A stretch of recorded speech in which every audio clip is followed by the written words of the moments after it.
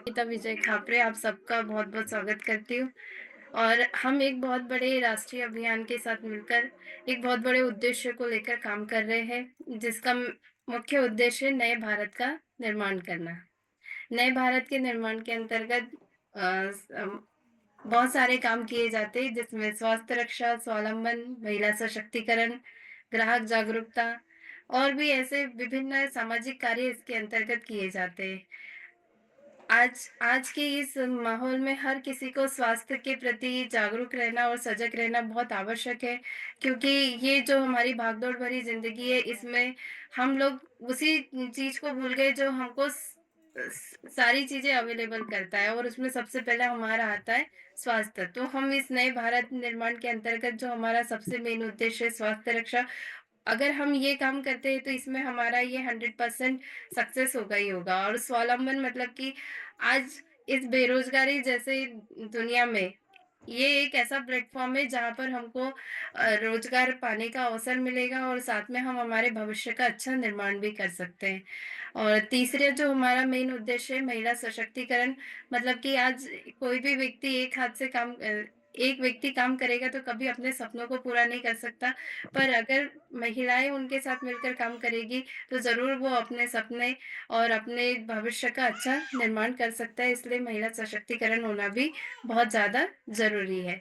अब देखिए, हम ये जो नए भारत का निर्माण कर रहे हैं, इसके लिए हम आपसे कोई सहयोग राशि या चंदा डोनेशन नहीं माँगते हैं। ये एक अपने आप में बहुत ही अच्छा कार्य है, जो खुद ही मतलब इसका एक सिस्टम है जिसके ऊपर यह काम करता है। और ये जो सिस्टम है, इसको मैं आपको समझाना चाहती हूँ कि ये कैसे खुद ही अपने आप में परिपूर्ण है। तो देखिए, हर व्यक्ति काम करता है, पैसा कमाता है, खर्च करता है और खर्च करने के लिए मार्केट में जाता है। मार्केट में दुकान होती है, जहाँ से हम डेली-डेली सामान खरीदते हैं, उसे हम पुरानी दुकान कहेंगे। इस दुकान में हम पहले पैसा देंगे, सामान लेंगे और दुकान के साथ हमारी कहानी खत्म हो जाएँगी। पर मार्केट में एक नई दुकान भी है, यहाँ पर हम पैसा देते हैं, सामान लेते हैं और इसके बाद में यहाँ पर हम कंटिन्यू सामान खरीदते हैं, तो हमको फ्री प्रोडक्ट मिलते हैं। और अगर हम इस सिस्टम के अनुसार काम करते हैं, तो हमको इनकम कमाने का मौका भी मिलता है और इस नई दुकान के साथ हमारी कहानी शुरू हो जाती है। अब आप ही बताइए कि आपके जैसे और हमारे जैसे समझदार व्यक्ति कौन-सी दुकान से सामान लेना पसंद करेंगे? नई दुकान से लेना पसंद करेंगे। पर आपके मन में एक क्वेश्चन भी आ रहा होगा कि अभी तक तो हमको हमारी पुरानी दुकान ने आज तक हमको कभी पैसा नहीं दिया, फ्री प्रोडक्ट नहीं दिया, तो ये कौन-सी नई दुकान है जो हमको ये सारी चीज़ें दे रही है? तो मैं आपको सबसे पहले हमारी पुरानी दुकान के कॉन्सेप्ट को समझाना चाहती हूँ, जो कि एक सिस्टम से काम करता है। जैसे एक कंपनी होती है और एक कस्टमर होता है। कंपनी कोई भी प्रोडक्ट बनाती है, उसका विज्ञापन करती है और विज्ञापन करके कस्टमर को पता चलता है।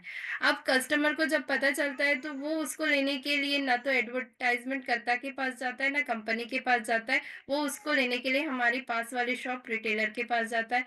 रिटेलर होलसेलर के पास जाता है, होलसेलर डिस्ट्रीब्यूटर के पास जाता है, डिस्ट्रीब्यूटर का संपर्क एजेंट से रहता है और एजेंट का संपर्क रहता है कंपनी के साथ। कंपनी कोई भी प्रोडक्ट ₹40 में बनाती है और ₹10 अपना अपना फ़ायदा जोड़ती है, तो प्रोडक्ट बन के तैयार होता है ₹50 में। अब ₹50 का प्रोडक्ट क्या कस्टमर को ₹50 में मिलेगा?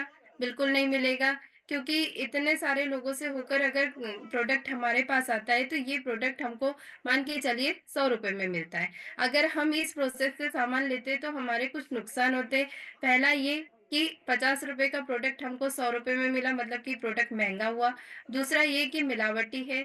तीसरा नुकसान ये है कि यहाँ पे कस्टमर की कोई आय नहीं होती है।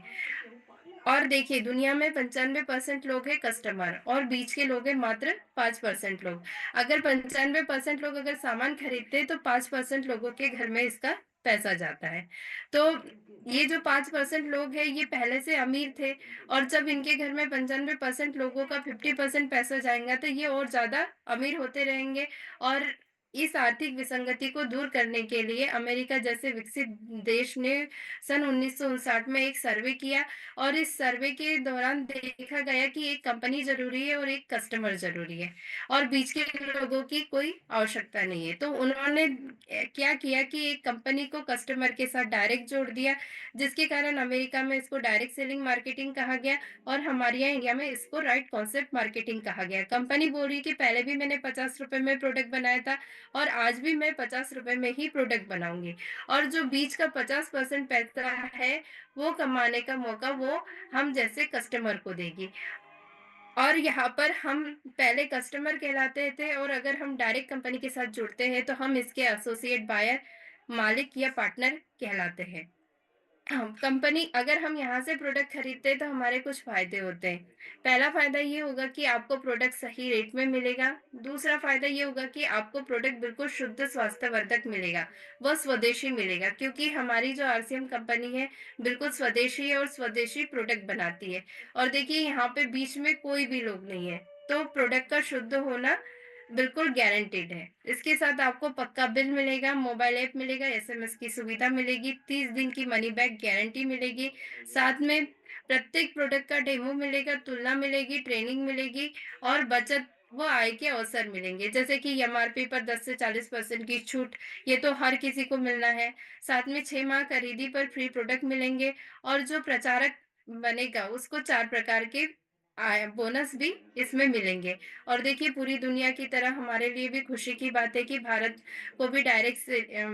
में भी डायरेक्ट सेलिंग को कानूनी मान्यता मिल गई है, जिसका हमारे भारत का राजपत्र 28 दिसंबर 2021 को बना है और भारत की यूनिवर्सिटियों में भी डायरेक्ट सेलिंग की पढ़ाई लॉन्च हो चुकी है, जिसके कारण diploma, BBA, MBA, PhD course किए जा रहे हैं और इसको युवा लोग अब करियर के तौर पर भी ले रहे हैं। अब आरसीएम जो है मैं इसका पूरा परिचय देना चाहती हूँ।